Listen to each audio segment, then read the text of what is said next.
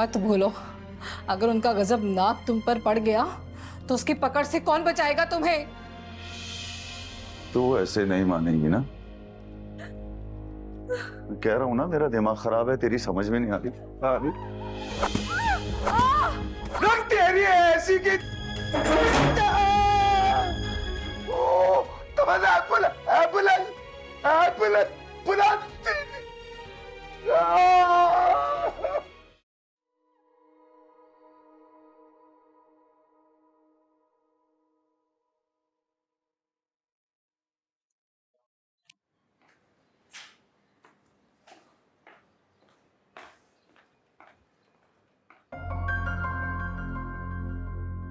गाना दो मुझे। घर खाली कराने का अच्छा तरीका है ये? इस वक्त ज्यादा मत उलझो मुझसे तमन्ना बेगम, मेरा दिमाग बहुत खराब है। जो कह रहा हूं वो करो जाके। और कितना जुल्म करोगे? ये भी ना सोचा कि रमजान का महीना है? ये भी नहीं सोचा कि वो लोग पहले से ही मुफलिसी के मारे हुए हैं? ज्यादा दिमाग खराब मत करो, जो कह रहा हूं वो करो जाके। तुम्हें मौत बुली हुई है, खुदा के कहर से डरो। अपनी गंदी नजर और टपकती हवस की वजह से गरीब का घर बर्बाद कर दिया तुमने। मत भूलो, अगर उनका गजब नाक तुम पर पड़ गया तो उसकी पकड़ से कौन बचाएगा तुम्हें?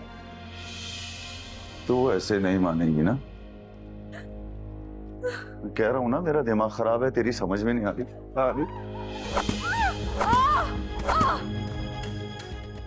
रख तेरी ऐसी की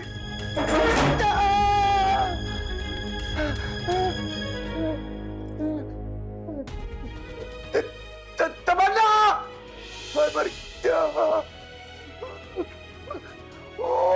तमन्ना, एम्बुलेंस एम्बुलेंस बुला।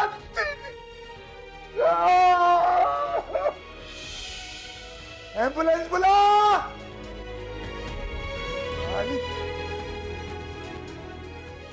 तमन्ना।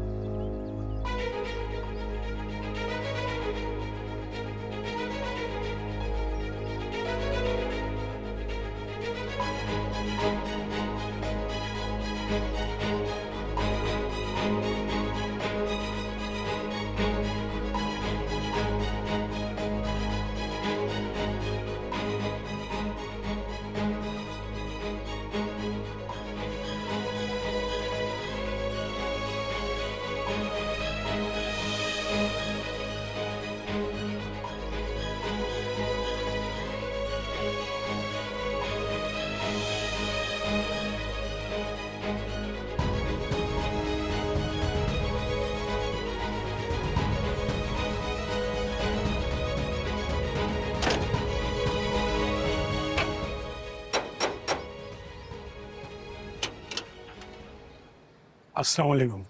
वालेकुम सलाम सूफी साहब। नफीसा कौन है बाहर? सूफी साहब आए, आइए सूफी साहब।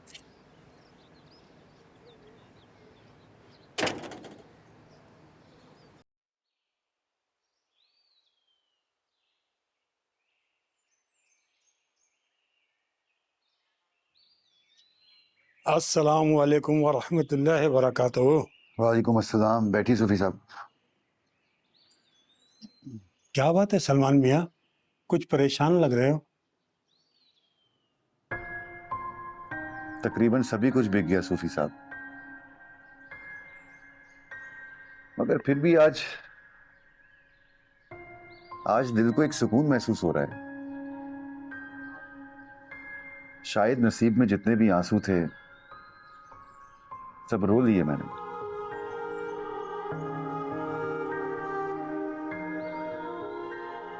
अब तर होने के लिए कुछ नहीं बचा इनाम में।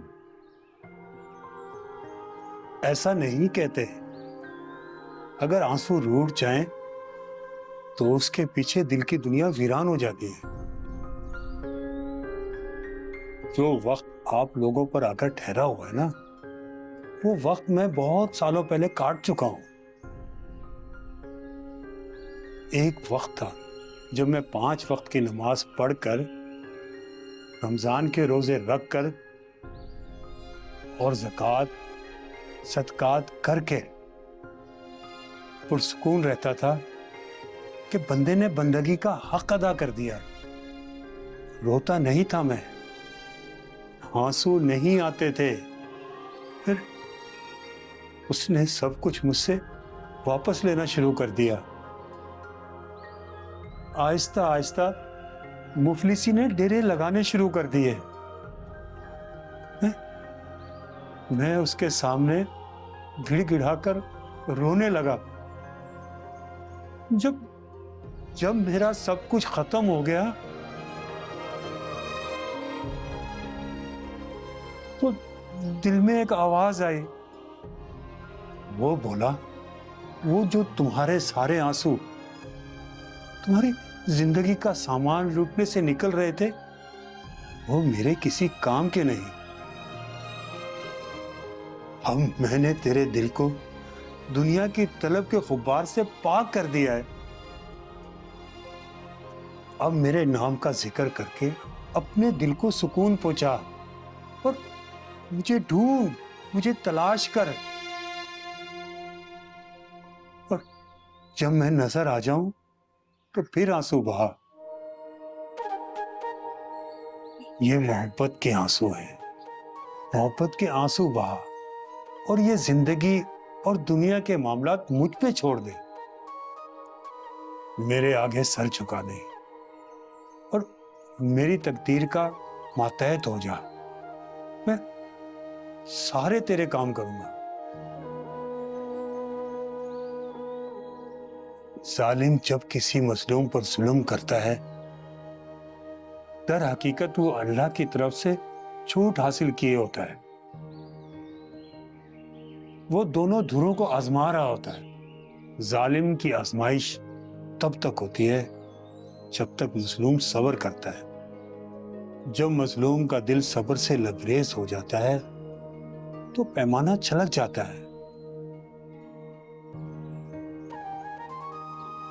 तुम थोड़ा सब्र कर लेती बेटी।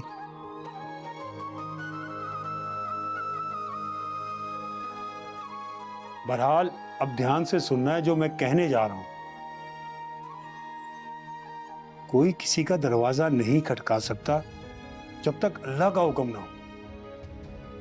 फिर कोई मांगने वाला हो या कोई देने वाला हो।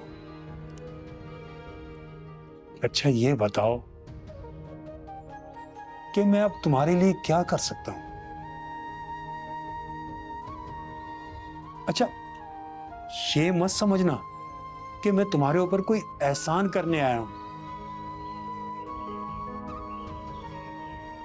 अल्लाह के हुक्म के बगैर मैं कुछ नहीं कर सकूंगा। उसी के भरोसे से पूछ रहा हूं कि मेरे लिए क्या हुक्म है।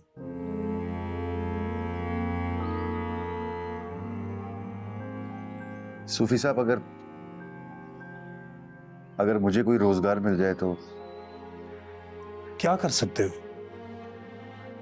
कोई भी ऐसा काम जो माजूरी के बावजूद कर सकूं मैं। एक नौकरी तो है, वो मैं तुम्हें दिला सकता हूं, लेकिन वो तुम ठीक से कर नहीं सकोगे। मैं कर लूंगा सूफी साहब, आप बताएं काम क्या है। कल एक अजीज ने दरख्वास्त की थी कि उसे किसी केयर टेकर की जरूरत है। उनकी ऑर्गेनाइजेशन के तहत उनका ओल्ड हाउस है जहां अपने घर से दुत्कारे हुए बुजुर्ग बकाया जिंदगी गुजारते हैं। 60,000 तनख्वाह है। खाना पकाना, कपड़े धोना और कमरों की सफाई, बस इन मस्कीन बुजुर्गों की खिदमत करना है। सूफी साहब, ये काम तो मैं कर सकती हूँ बहुत अच्छे से। आप प्लीज मुझे ये काम दिलवा दें।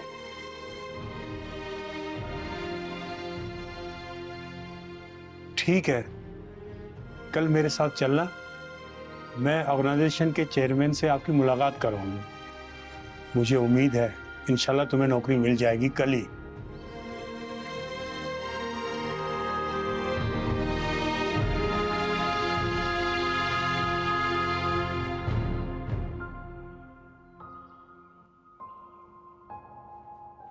चाय।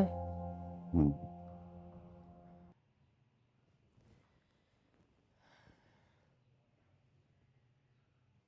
सलमान, आप इतना परेशान क्यों हो रहे हैं?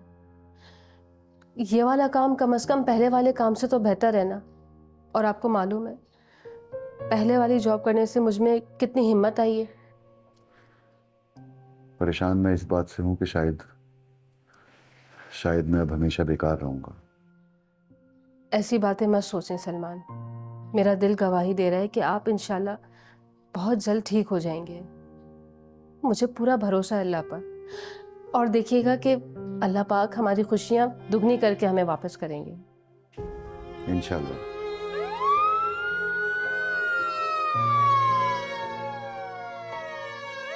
मैं देख के आती हूँ।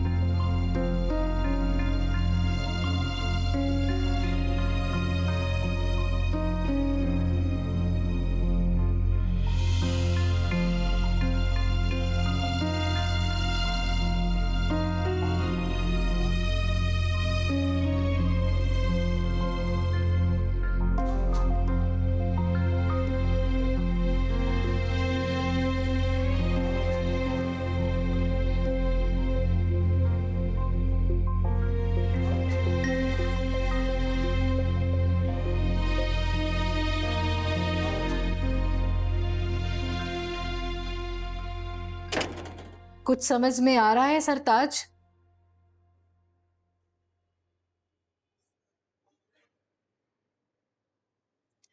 गर्दन के मोरे के साथ साथ कमर का मोरा भी डिस्प्लेस हो गया।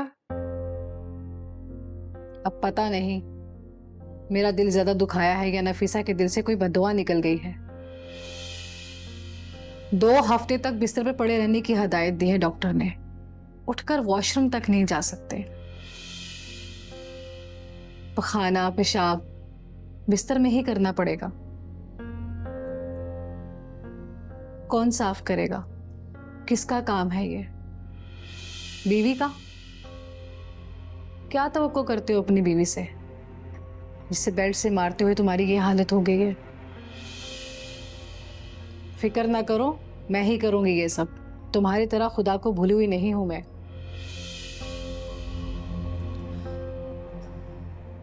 और बीवी की आजमाइश शोहर की बीमारी से ही शुरू होती है। कितनी अजीब बात है ना वैसे। तुम्हारी तरह नफीसा का शोहर भी व्हीलचेयर पर है और मेरी तरह नफीसा भी अपने शोहर की खिदमत कर रही है। फर्क सिर्फ इतना है, उसका शोहर उसे मारता नहीं है। और मेरा क्या पता, बिस्तर पे पड़े हुए भी मेरा शोहर बेल्ट उतार कर फिर मुझ पे बरस पड़े।